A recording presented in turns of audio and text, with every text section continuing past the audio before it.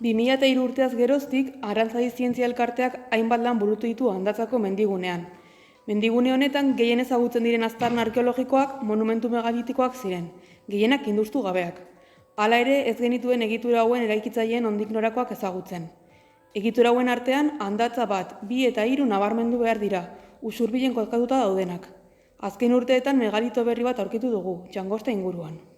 Andatza 1 trikuharria Apellaniz eta Altunak induztu zuten 1975ean, eta hau da induztuta dagoen bakarra. Induzketei esker, 12 metroko diametroa duen tumulua eta erdian hilobiaren aztarnak aurkitu zituzten, eta horien artean gaur egun zutik mantentzen den harria.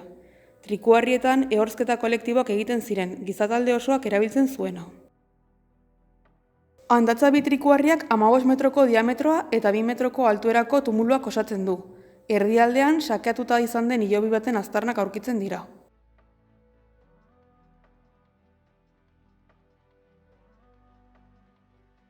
Andatza 3 zista bat da. Zistak trikuharriak baino txikiagoak diren hilobiak dira, eta banakako ehorzketak dira. Zista hau, 1982an aurkitua izan arren, ez da inoiz induztu, eta industea interesgarria izango litzateke egituraren egoera ona dela ikusita. Egitura guzti hauek gizataldek inguruan zuten jabetze jarduerak islatzen ditu. 2018az geroztik, Andatzako ipar isurialdean trikuharri berri bat dagoela ziurtatu dugu, isurialde honetako lehena. Egitura honek 13 metroko diametroa eta ia metro bateko altuera du, eta ez izan zuen hilobia deseginda dago.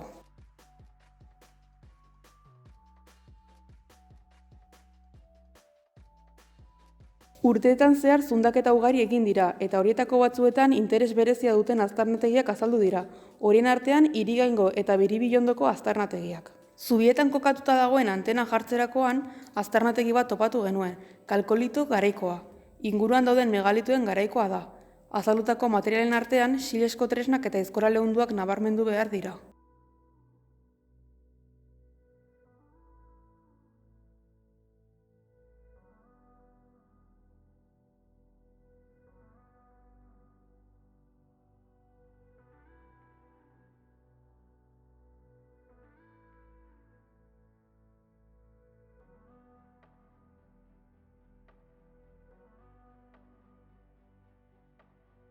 Garaiko aizkorak egiteko, harri nagusia beste harri baten kontra leuntzen zuten, eta emaitza soken laguntzarekin egurrera lotzen zuten.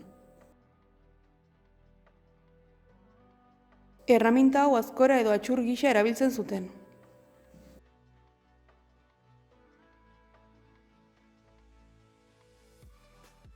Material hauek erakusten dute garaiko gizataldeak nekazariak eta beltzainak zirela.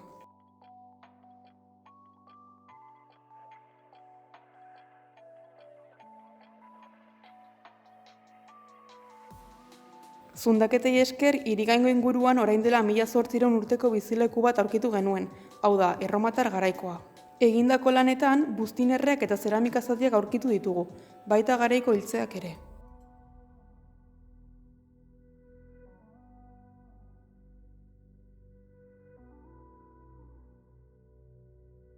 Materialez gain, harrizko lurzoru bat topatu genuen zundaketen bidez, honek hemen gutxienez eraikin bat egon zela adierazten digu. Aurkitutako aztarnek orain dela 2000 urteko eraikin hauek egurrez eta guztinez eginda zeudela adierazten digute. Egiturak eraikitzeko teknika hau Erdi Arora arte mantendu zen landaguneetan. Erromatar garaiko informazioak adierazten duenez, hauek ere nekazariak eta beltzainak ziren. Jasotako informazio ikusi ondoren, indusketa arkeologiko sakon baten beharra ikusi dugu, erromatar garaiko landetxe baten aurrean gaudelako hipotesia daukagulako.